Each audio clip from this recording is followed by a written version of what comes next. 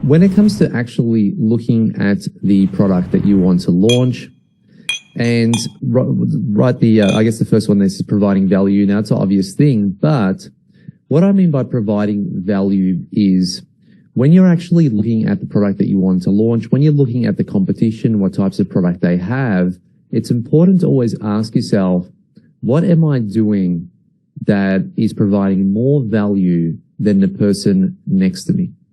Right. So one of the things that you'll probably find, but probably that you heard, is I always talk about a point of differentiation. How is your product going to differentiate from someone else's? Now, we all know that the reason why most people actually fail on Amazon or online in particular is because they sell probably exactly the same product as everyone else's. Very, very similar, if not the exact same product. Now, if you're really, really good at marketing, right, and you're not marketing anywhere closely to where your competition is, you can probably make that work, right? But really, at the end of the day, what we want to be doing is building a business that provides more value. So I always go back to one of my first products that I actually sold, which was a potato masher. And when you actually looked at that particular type of product or that product, you actually saw that what I did was I basically put a product there, a potato masher that wasn't there before. I included a potato peeler, one of the best selling ones, because I knew that's what people were actually using to peel their potatoes. And then I also put it in a gift box. I also provided an ebook that had the top 10 potato mash recipes from around the world, right? So that was me providing value. Now, if you looked at my competition, they were just providing a potato masher, right? So there's a lot of ways here that we can actually perceive value, and we can actually initiate value also. So we could either do it through things like packaging, things like an ebook, or we could actually look at the actual product that we want to do and elevate that, right? Elevate that particular type of product. So it's extremely important to provide value, and if you cannot answer that question, I always kind of go back to which questions can you answer when you're actually building a business. If you can't answer the question, you cannot clearly define what makes yours different, what makes yours better, why yours is unique, then probably don't get into that, right? And something that I repeat a lot of the times, because a lot of the times when I'm doing coaching, and I did how long did I do coaching for? A long time, probably about five years with Aussie online. And I had a lot of people come to me and say to me, Sam, can you have a look at my product? I just launched it.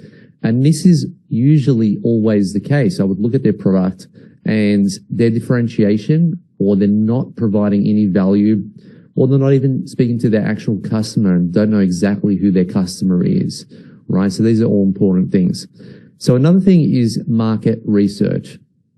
So when we think about market research, a lot of the times it can be fairly vague. You know, what are we exactly looking for in market research? For me, when it comes to market research, it is really understanding your customer or future customer, but not only understanding them, it's actually having the conversations with them before you decide to launch a product, right? So a lot of people just do market research online, where they'll go and they'll gather some data and they'll say, yep, there's definitely demand for this particular product.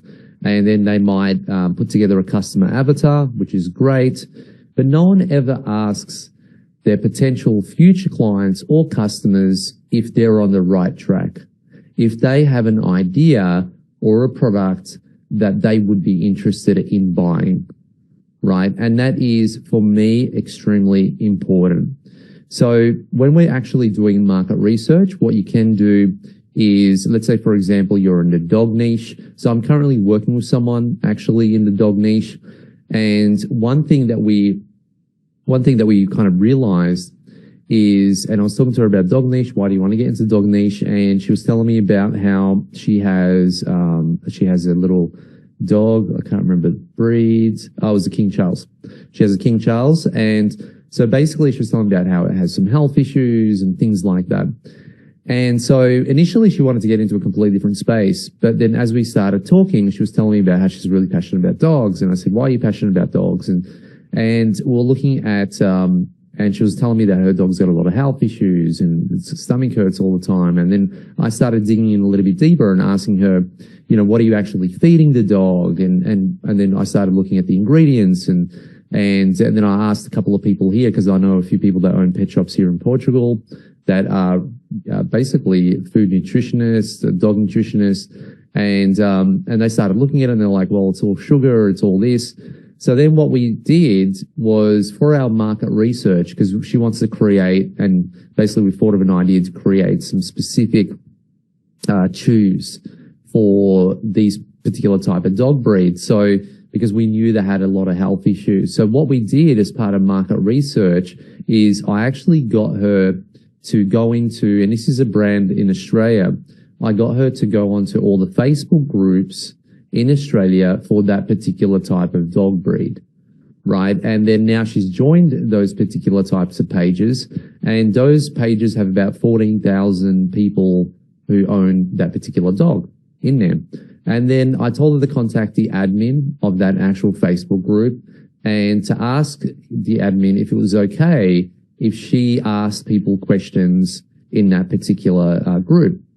And then the admin replied to her and told her, yes, absolutely, there's no problem. And she said, and then when you launch your product, I'm more than happy for you to even promote it in this particular group, right? Now, that's pretty incredible, right? If you think about it, there's 13,700 or something, let's just say 13,000 people in that particular group.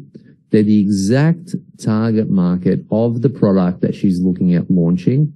She's now doing market research in that particular group, asking questions like, what food do you give your dog? What health issues does your dog actually have? Right? If I created X and X and X, would you be interested? Right? How much do you roughly spend on your dog? What do you feed your dog? How long have you had your dog?